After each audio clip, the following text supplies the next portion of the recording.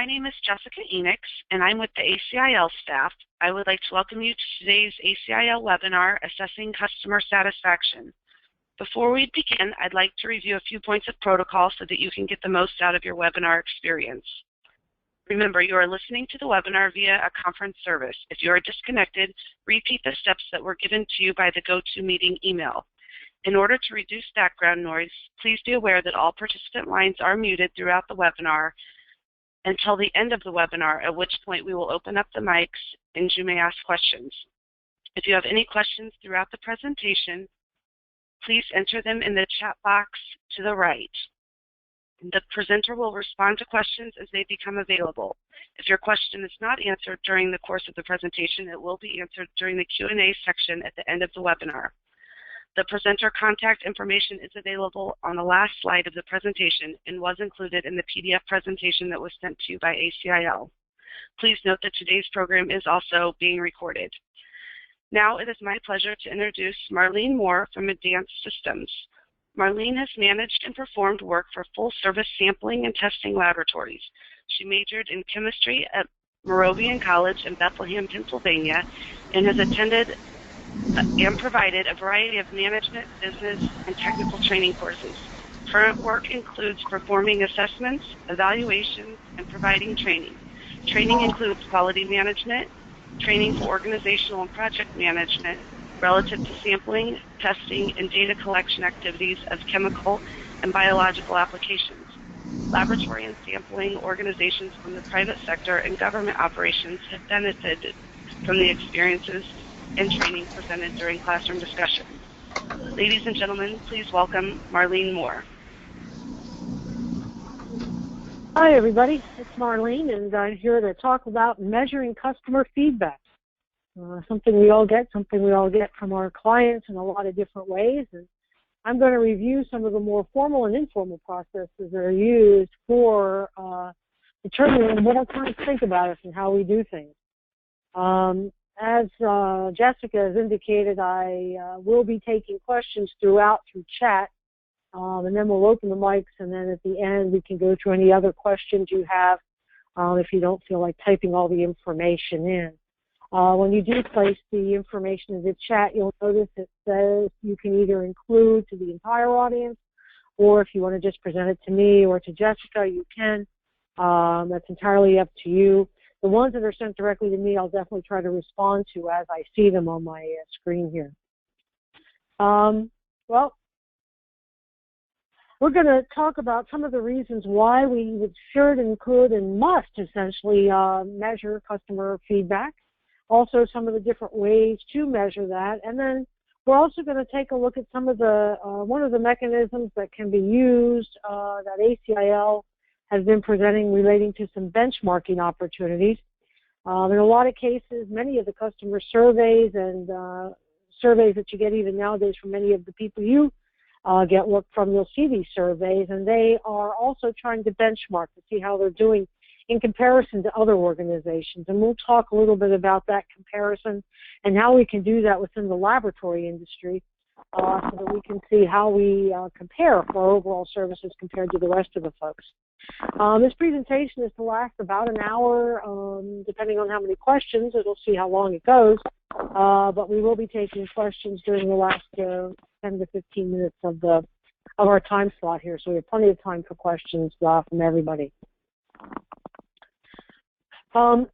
One of the things we have to ask ourselves is, why do we want to measure this? Oh, another thing to measure. Besides all our client samples, which we get paid for, now here's something that we're going to have to do that's going to cost us overhead time, may cost us mailing expense, a whole bunch of stuff. But one of the reasons why we're kind of required to measure is because ISO 17025 and Section 472 requires us to have a process in which we obtain customer feedback.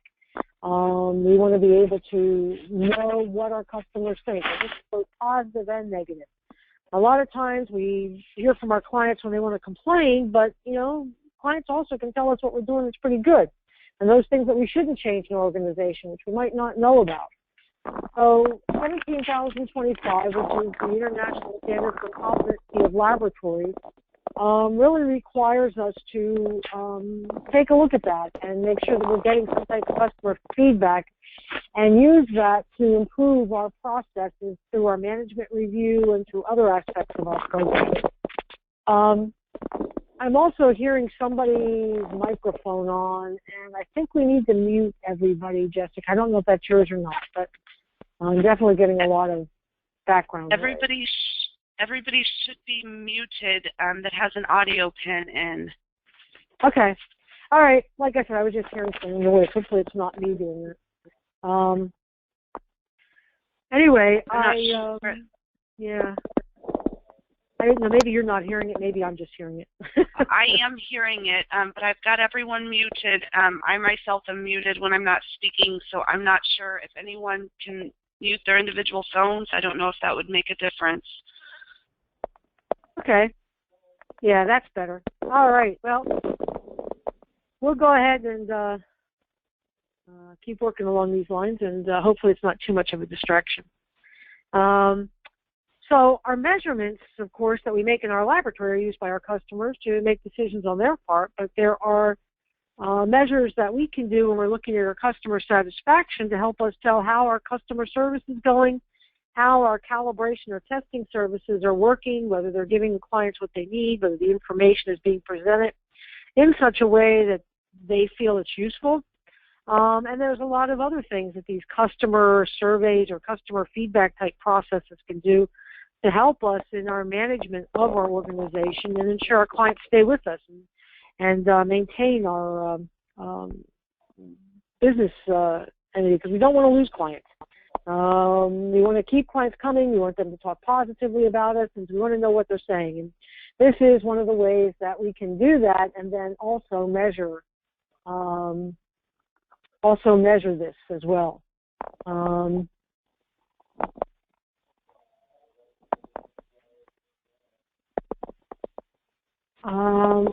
I have a question here from somebody, Heidi White, who wants to know if they can be made the presenter. No, we're going to keep me as presenter because that way you'll see my slides. No, I'm sorry, Marlene, I just can't see your slides. Oh. All I have is the initial slide. It's not changing at all. Jessica, are you seeing my third slide? I'm actually on slide 4 right now.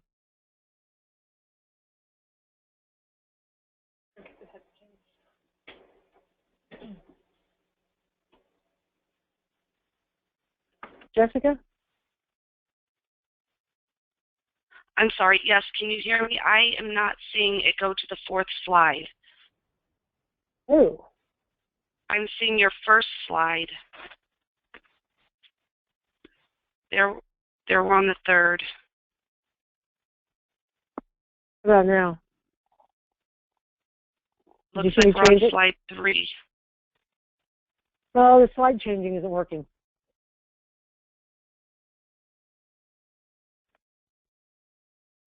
Let me do something else. Let me try one thing.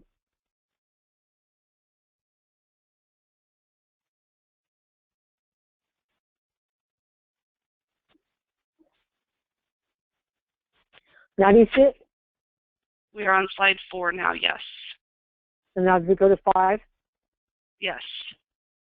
All right, it's the PowerPoint that's not working. I had to share my master screen instead of sharing PowerPoint. It didn't seem to work. Well, sorry about that, guys. Thank you for letting me know, Heidi and Joanne and everybody. That's hopefully now you are seeing the slides change and you're seeing me go to slide 4. Yes. All right, looks like we're back in business. Sorry, I didn't realize that by putting it on PowerPoint and not on main screen that it would cause that issue. So anyway, some of the things that and why we do this measurement is also to help us make sure that the dollars that we spend and the investments that we make to be in compliance with 17,025 for the customer feedback issues is something that we get a return on that information, and it's not just dollars spent to show some assessor somewhere. What we really want to do is know that by looking at the customer feedback, it will also give us a better return on our investment, because this information tells us, again, what we're doing right and maybe what we're doing wrong. So if we need to make a system improvement, like maybe looking at the report format and changing the way it looks, or providing additional services to the client that may help them understand what's in our reports, this is all the kind of information that will help us be of more value to our clients and demonstrate our expertise in our business. It also, of course, can increase sales because clients that speak favorably of us, that see those extra services, see the added benefit of using one lab over another, actually will help to increase our sales because there'll be a lot of word of mouth type advertising, which is always a good investment. It'll help to bring us new clients.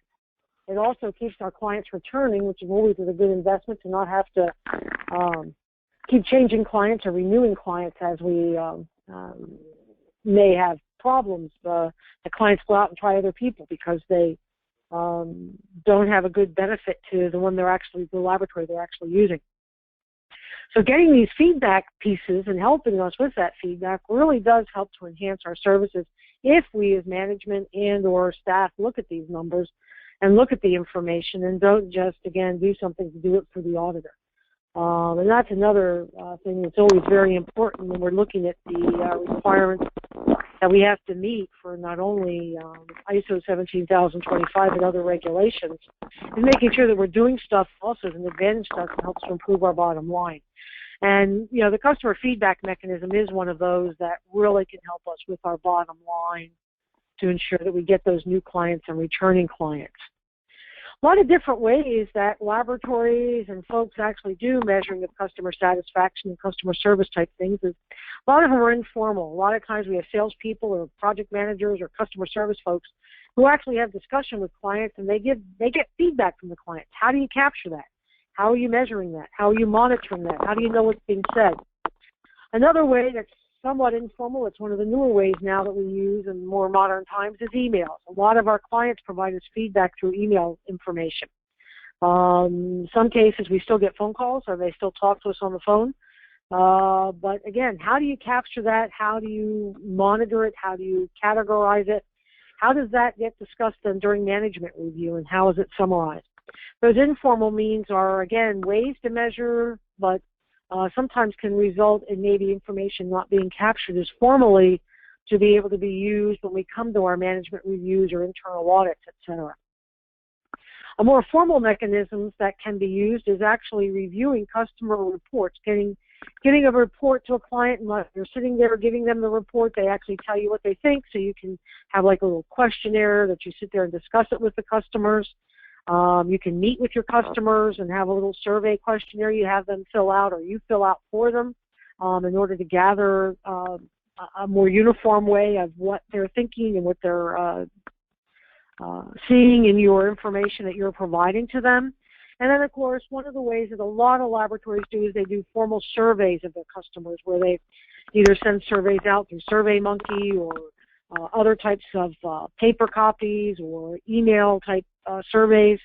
A lot of folks do this nowadays, or they'll send an email out and ask people to complete the survey so that they can see how the organization is doing. And they have very formalized questions on there, and they sometimes hire very professional type organizations to perform those surveys, compile those results. And some of these things can be quite expensive and quite detailed and provide a lot of information back to the organization. So there's a lot more formal ways as well as the informal ways to provide and perform these ways of measuring customer satisfaction. Some of the things that we can look at in the informal ways and things that we measure is sometimes it's somewhat subjective, it's qualitative. Again, because we're using these customer service type discussions and emails and phone calls, the information is kind of very subjective in what it's bringing forward. So somebody has to interpret that as they write it down. Is it good? Is it bad? And so those types of value judgments have to be put on by the individual receiving the information. The other thing is to what is information that you're trying to acquire from the survey. If you're trying to look at how your operations are going, are you trying to evaluate what kind of expertise do your clients see? Are you looking at the value of the program? How are you determining whether your service is adequate These informal measures may try to elicit some of this information, but it may, again, the interpretation that's going to be by the person receiving that information. So some of these informal means may not be as objective in that discussion and in that process. But again, it is things you can do. You can get those kinds of things. You can tell and train your people when they're gathering this kind of information through their discussions with the customers that you want to have information on what they think of your expertise or value or quality of service. And those things then can be written up and presented to management and compiled and then presented during management review to better improve their overall quality of work and decide maybe in the next year what areas you want to make some significant improvements on. There's also, I'm going to go through about 3 different ways to formally measure customer feedback and formally come up with some ways of measuring some things to help maybe give you some ideas of ways that you can do this if you're not already doing something like this. Or if you're getting ready for a 17,025 assessment, of course, or some other type of accreditation program that requires 17,025. These types of things, of course, will need to be done in some form or another. So the next several slides will go through some of those mechanisms that we can use to use a more formal process so that it becomes a lot more objective in what we're presenting to management rather than just a subjective type summary that we might get from a more informal means. One of the ways we can meet with our customers, sales staff, customer service, even the lab manager or laboratory director can go out and meet with customers, maybe your top 10 customers, maybe your a representative number of customers throughout the year, and you can complete a questionnaire. The questionnaire can be very subjective or objective, but it has standardized questions on it, so every client is asked the same thing. And then the information that's gathered in there can be reviewed and summarized for each question, and then somebody can go through and interpret that and saying, well, out of the 10 clients we asked, 5 of them felt our service was adequate. But we had 4 that suggested improvements in these areas. And therefore, that can be a better way to summarize back to management for things that you might want to work on the next year to make improvements to, again, ensure that we have returning clients. Again, these measures, some of the things we want to think about is, is there a way that we're going to be able to evaluate the effectiveness of the information that we gathered? How do we know that when we get that information back and then we make some change, how are we going to measure that next year? And of course, one of the ways we can do that is by asking the same questions either to the same people or different people to see if they noticed any changes we put into place to help address those things. And if they didn't, maybe the program that we put in really wasn't as effective as we thought it was. So these are some of the ways that we can use our measurement, is to also look for changes that we've made to see if those changes are effective in the eyes of our client, not just with our internal or not just with our assessors, but also in the eyes of our clients. Another way we can formally measure our customer feedback is to sit down and review our customer reports with our clients. Many times I thought our reports were perfectly clear. They were very, very easy to read for me. I understood them completely. I had to create them, so I knew what they meant. But sometimes after we created a new form and sent them out to our clients, all of a sudden the phones would start ringing off the hook. What does this mean? What does that mean? What do you mean by this? Where did that number come from? That's not the right thing. This isn't the right path. So these are all things that providing customer feedback, saying maybe that new form we created wasn't as great as we all thought it was. And again, this is something we can do on a regular basis, is to, again, survey our customers, go out, meet with them, talk to them, have somebody on staff even go through and call some of the folks or email some of the folks on the survey, and then ask for some of the questions about what they think about our format. How does it help them? Is there ways that it doesn't help them? Are there ways that they see that they could see improvements of it? You won't be able to meet everybody's demands, and you won't be able to meet everybody's requirements, but you can see if there's a trend where maybe 50% of the clients respond with a change that would be helpful. That really wouldn't be that costly to be able to make that change, but it would be something that all the clients would, the majority of the clients would notice and really think more positively to say, hey, they're listening to me. That lab really trying to do what I need. That's great. We like them.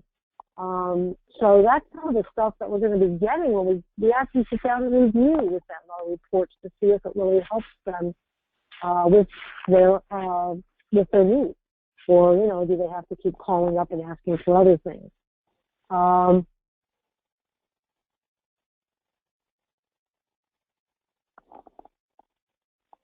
I'm getting a note that I'm not sounding very clear. How's that? Is that any better? Yes, that's better.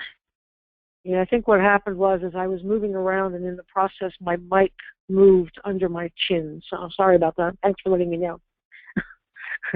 Even when I do these talks on the web, I move around. Those of you that have seen me in person know I move around a lot. So it is something I do even when I'm talking to myself in a room with nobody in it. So it's just a weird habit I have. And thank you for letting me know. If that happens again, please let me know. Also, as part of this review of our customer reports, we can take a look at those reports, see if those changes again are adequate.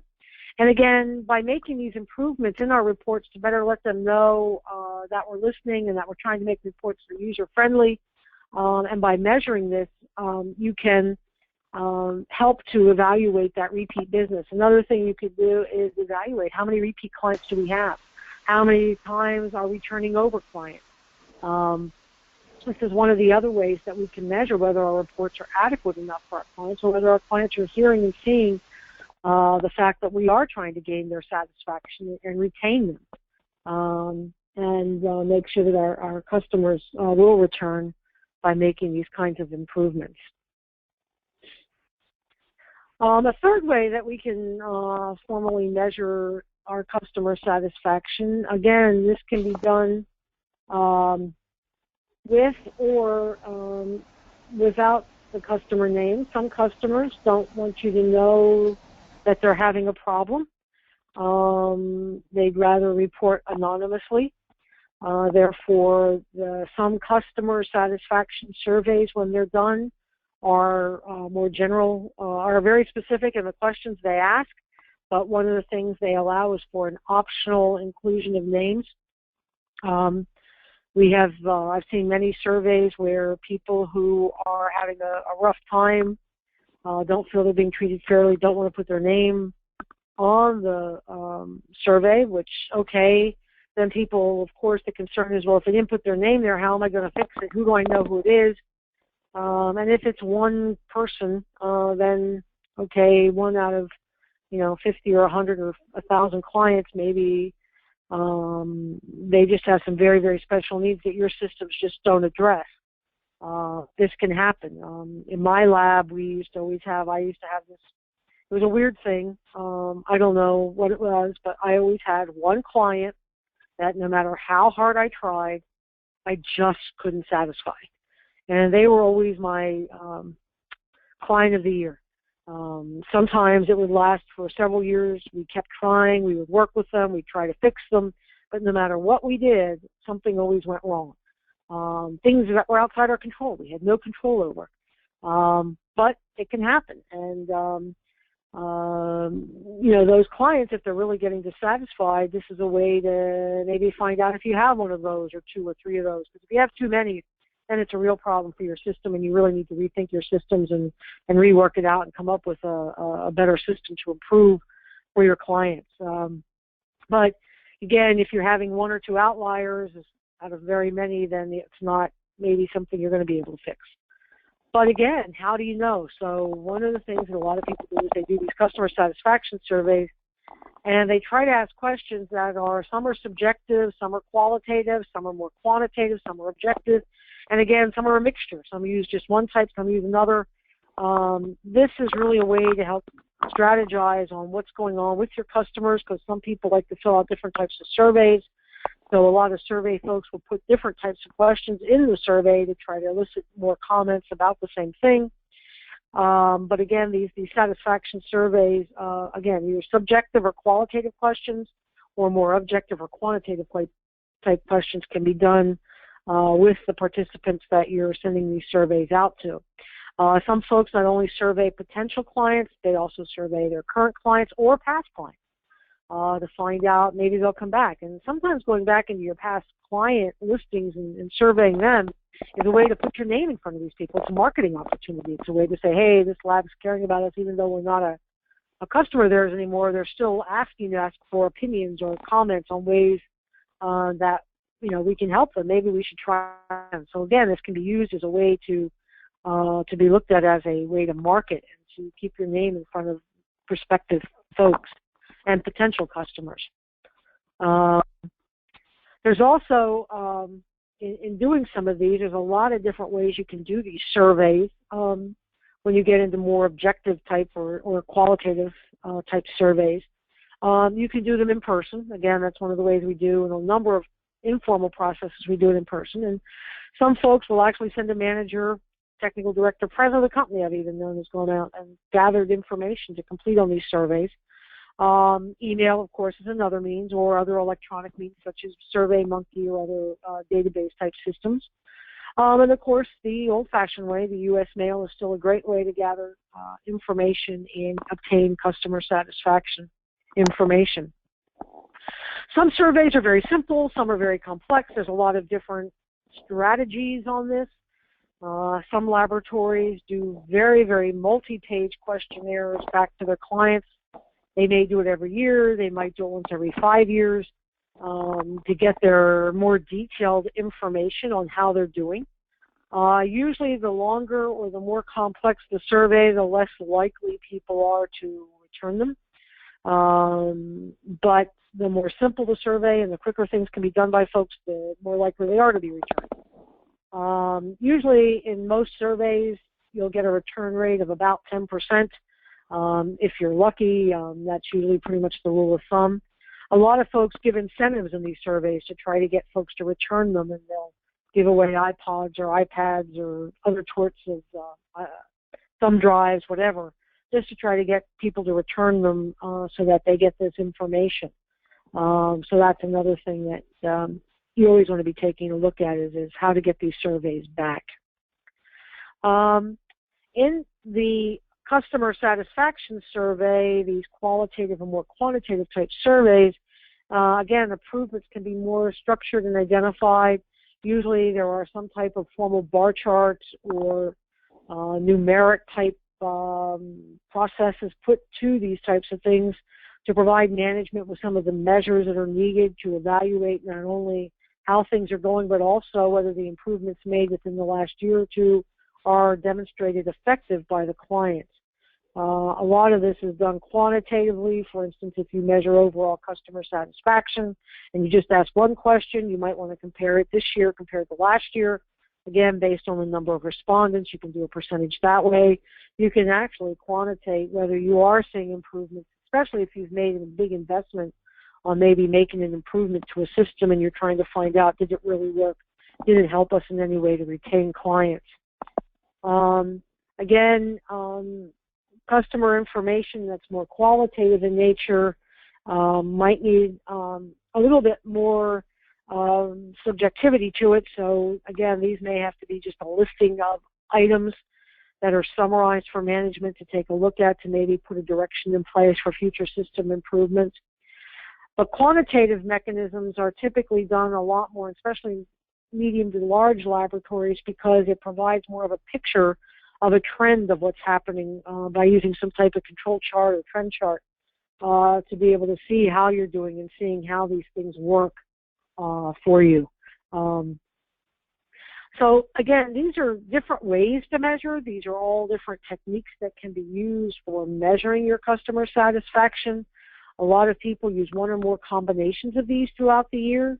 They usually do it on an annual basis to help feedback into the management review process so that management can have a way of evaluating how they're doing, where customers, of course, are your prime objective for knowing and repeating your business.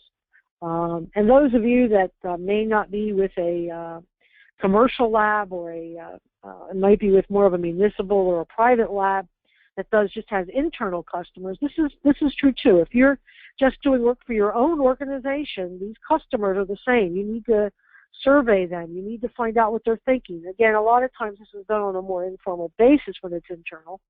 But again, you need a way to objectively measure that. A lot of times in an organization, I've seen internal labs actually not be used by their own organization because they just don't like dealing with them. They don't want to have to deal with the internal politics of it. Those are all very important pieces of information that can help the laboratory and know that they have to do better customer service to retain their own internal client before essentially management finds out and says, well, why are we paying for this lab when everything's being farmed out? So again, really important things that can be gathered from these surveys, from this information. For people who are ACIL members or not ACIL members, it doesn't really matter. Many, many years ago, back in 1996, the Environmental Lab Community got together and created an award-type process to help monitor and measure customer satisfaction, as well as to do some self-policing on ethics and integrity issues. And so they came up with what was then known as the Seal of Excellence Award, but 2 years ago this was rebranded because the majority of the process now to be able to open it up to all laboratories, not just the environmental sector, was to look at the Customer Quality Service Award rather than a Seal of Excellence, because we don't measure PCs like we used to, because a lot of groups don't do that. And we also still have the data integrity and ethics part of the program, but the major pieces of this are the quality and the services that we offer to our customers, and that's the large measure of it. So laboratories got together and came up with a new branding, so that's why you'll see that our logo has changed and the name of the program has now changed to the Customer Quality Service Award. This award uses survey questions that were developed by laboratories to send to their clients. The questions are the same for all laboratories. Doesn't matter what technical areas they're in. These are the same questions. The survey is short. It is a ranking survey. You rank the labs between 1 and 5, like how do you rate the data quality? The client can rate you from 1 to 4, 1 being not so good, 4 being excellent. And then those rankings are then used to make a quantitative report, which I'll show you in a little bit, of how we're doing in the overall industry as to the quality, the service, the expertise, and the value, as well as the timeliness. And also, how does our timeliness compare to other laboratories? What do the clients think about that? So these are the questions that are asked and ranked by the clients and then submitted on a customer survey form back to the ACIL program administrator. And again, these questions were developed and have been used since 1996 with no change, and therefore people who have been in the program for that time have been able to compare their overall quality and service and expertise and value to from year to year, so they can see trends, they can see what they're doing. They can see if things have changed significantly. Maybe they've changed a manager or a customer service person or a salesperson or client services people, and they can actually see that in some of the trends that are gathered by being a participant for a number of years, which has really helped a lot of the labs measure their overall effectiveness and the improvements that they make. How many labs participate? Well, on average, over the last several years, we've had about 20 labs, and we have we evaluate these totals over the laboratories for these different sectors based on these questions. And you can see that the quality, service, expertise, and value are measured, and you can see that the quality is not as good as the service and expertise. But then we also see that the value has gone, it was up and then now it's back down again. Again, this is what the client's perspectives are as to what they feel of our laboratories that are participating and how they rank them, whether they think they're good, high value, low value. And again, these laboratories are ranked between the values of 1 and 4. Those values are averaged for each organization, and then the overall average of all participant labs are here on this slide as to, again, the quality, service, expertise, and value for each year. And you'll see how it looks from 2011 all the way through to 2015. That was our last year. It's pretty interesting how the service and expertise really haven't changed over those 5-year period, but that the quality is pretty much the same. We had 1 year where it changed a little bit better, and then it came back to the same area, and then value definitely has been up and down from 3.6 to 3.7, and we're back down to 3.6 right now. Again, it may be the mix of participants. We get participants from all different sectors, but pretty much the you'll just see that these are slightly different numbers. They're not that significant, but they are. They do tell us a little bit about what's going on for the overall lab industry. And again, just for those of you that like numbers, this is how we see the participants. The number of participants has been anywhere just under 20, but more than 15. One of the things we do is these slides, slide 15 and slide 16, are part of the presentation that we do every year at the ACIL meetings, the annual meetings in October, so that everybody can see how the overall participation looks and how the overall ranking of all labs is evaluated, so that you can see what's been happening in the program and with our participant laboratories. Some of the things that we do have is on the survey, there are the questions, but then we also have a blank space for people to put in their name. It's optional in their information, but that's all optional. There's also a blank space in case people want to put some comments in, and we do get some comments like the best lab ever, my reports are never, and then we also get the comments of my reports are never delivered on time, or the service has changed for the worst, or the project manager is great. We sometimes even get very specific names of people in the organization that clients really enjoy working with. And again, you might even get comments like the report formats are not readable. All these comments are presented to you as part of the survey information for you to know about. Again, if the client's name or business or organization is presented on the survey form, you also receive that. So what happens is these numbers are all crunched. They are all presented in a status report that's sent to you in July, which is about halfway through the program response time. And then the final report is sent in September, late September, early October, with all the details of everything that was done for the last year, so that you can use that for your management review and for any of your year-end planning.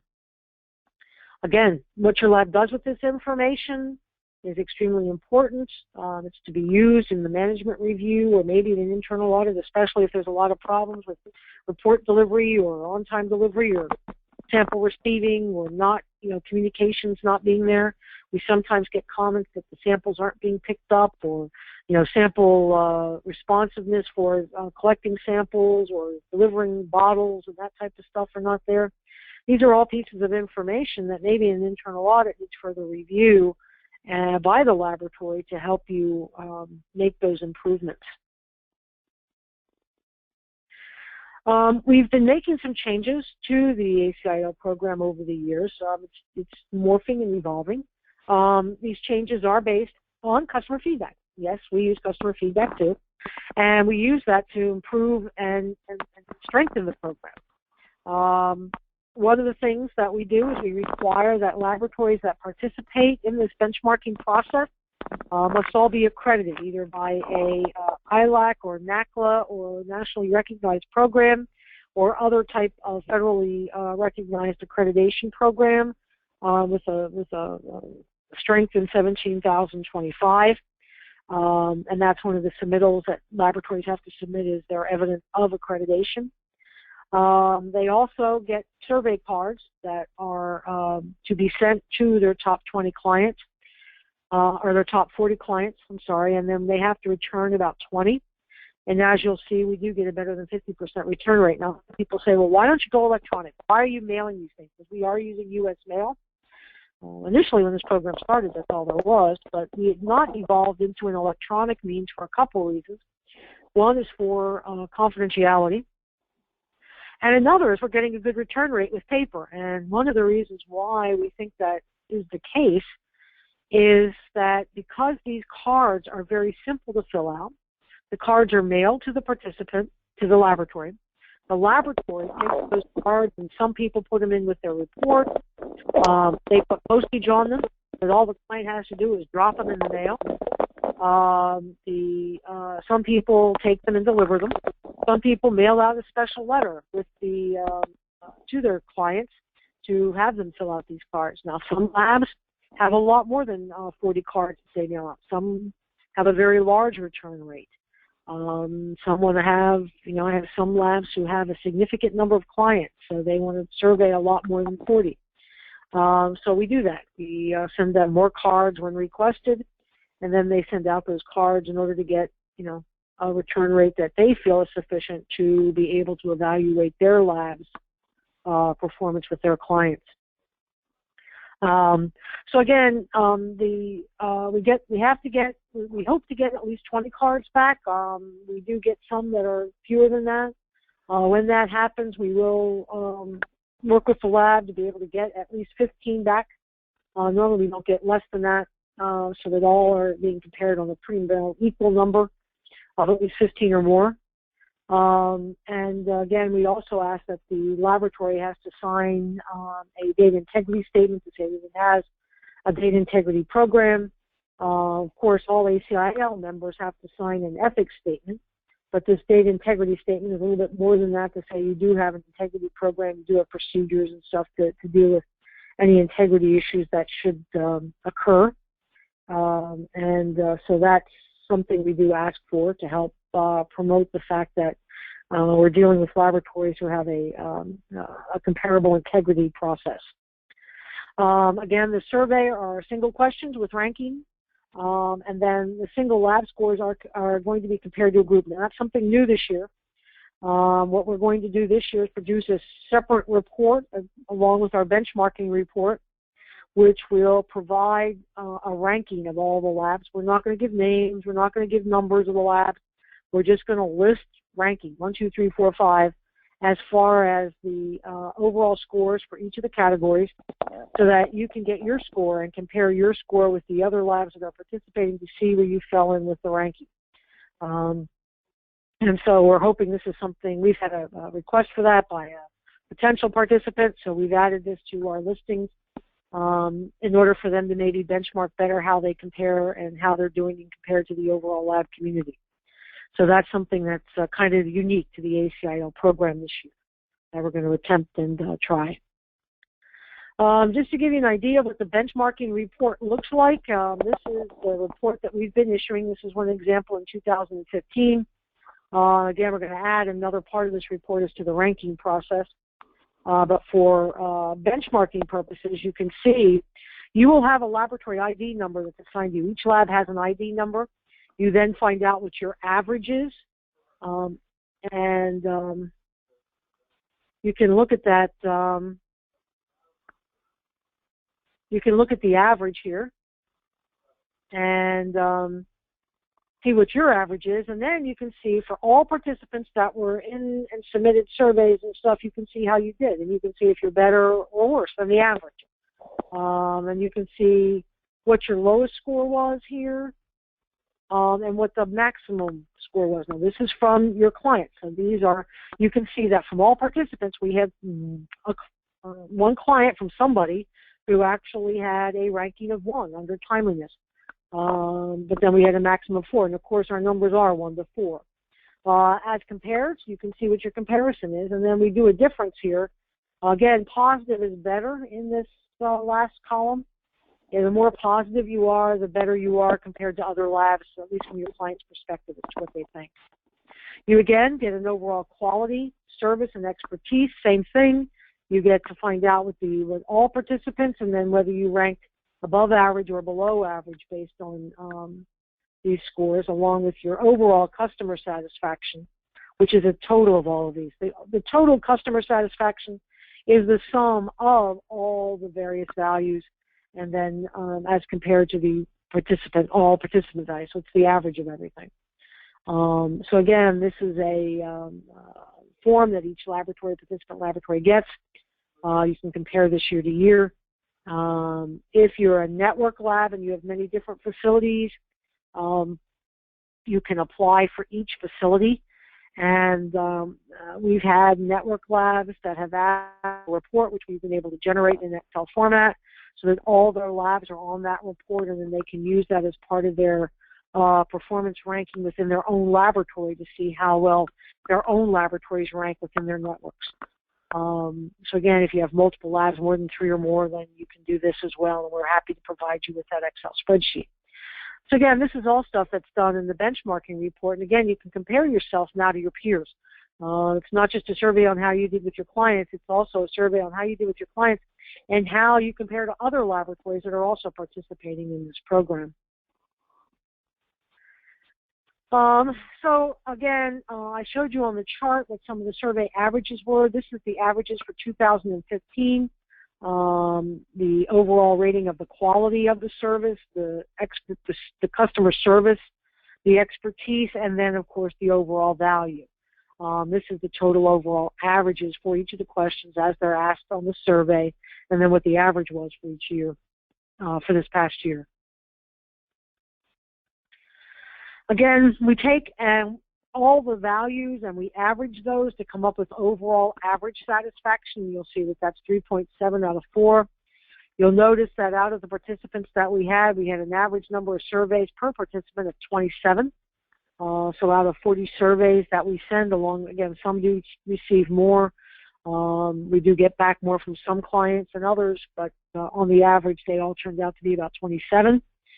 For the overall timeliness, we have 3.5 out of 4 for that. Again, this is an average of all participants. And the overall comparison of timeliness as compared to other labs is 3.6. Again, this higher number helps to show that the laboratories that are participating tend to have more timely reports than other labs that the users actually compare to. Now, in some cases, we do get some of the questions do come back unanswered because they'll say we don't use any other labs, so there's nothing to compare. So in some cases, we don't get answers for all questions, which makes sense.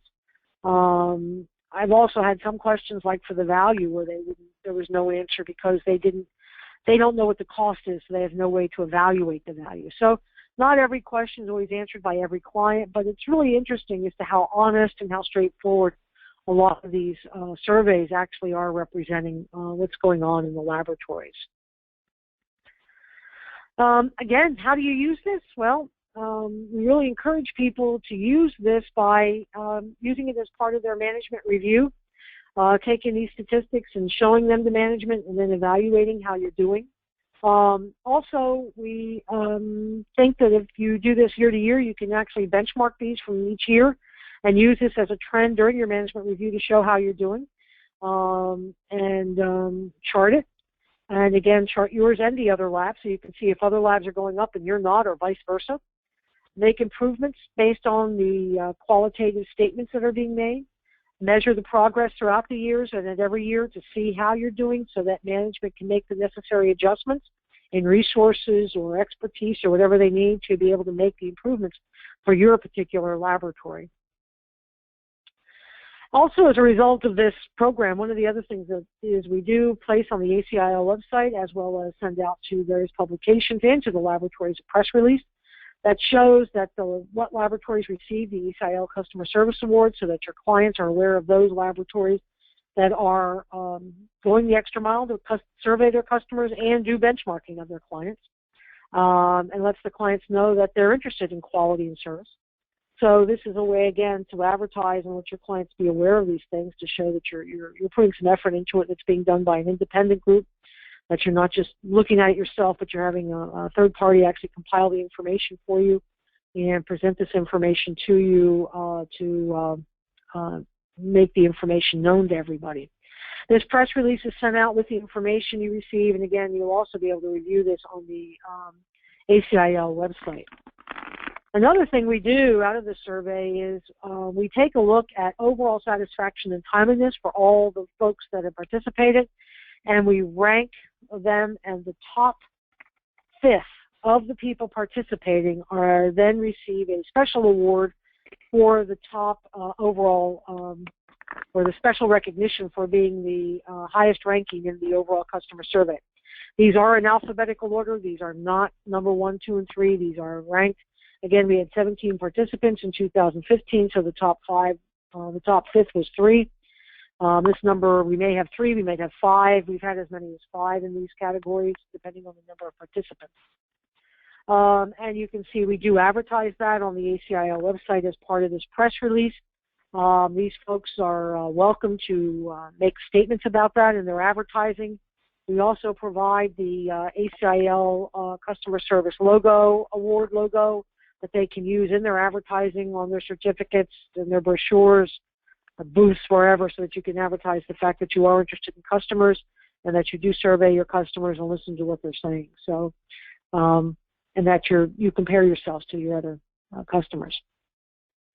So again, in our program this year in 2016 and 2017, and by the way, the program application and information is available on the ACIL website. You can download it there and get a lot more details as to what goes on and all the details of what is happening, along with the application form, which can be submitted to, as required on that application form. It tells you where to submit it, along with your qualifications and other information, and check, of course, to be able to participate. The things that we look for is the data integrity statement, which is part of that package, your demonstration of accreditation, and again, you will receive a summary statistic in the September-October timeframe on how you compare to all your peers. And again, a ranking will also be provided this year for all participating labs that will let you know where you stand in comparison to the other laboratories in the program. Again, not by name. This is all very confidential. None of the information is shared by name or ID numbers. We will be making sure that we maintain the confidentiality of the process and program and of the clients that are part of this response process. That's why all the information is sent to a third party. It's sent to Advanced Systems. It's not sent to ACIL in any way, so that staff doesn't know your client names. It's sent to Advanced Systems, which of course is not in the laboratory testing business in any way, shape, or form, other than we do assessments, but again, everything we do is very, very confidential, and we do not retain client names after the year. All that is removed and scrubbed from the system.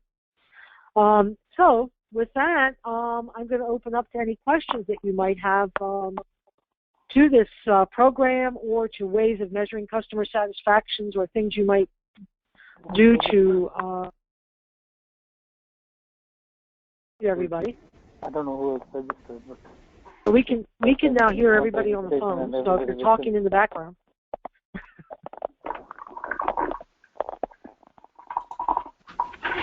Any questions?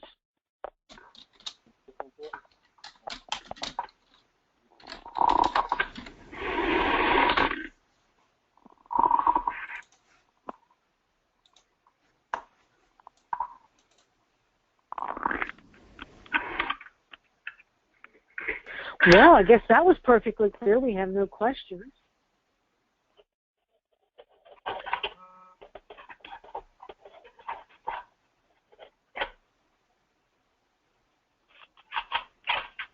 No more questions from anyone?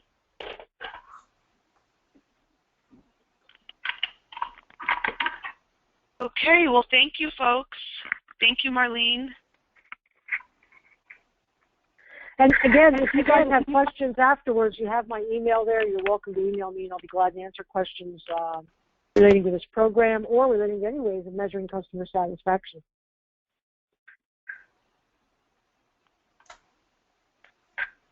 Okay, thank you. Thank you.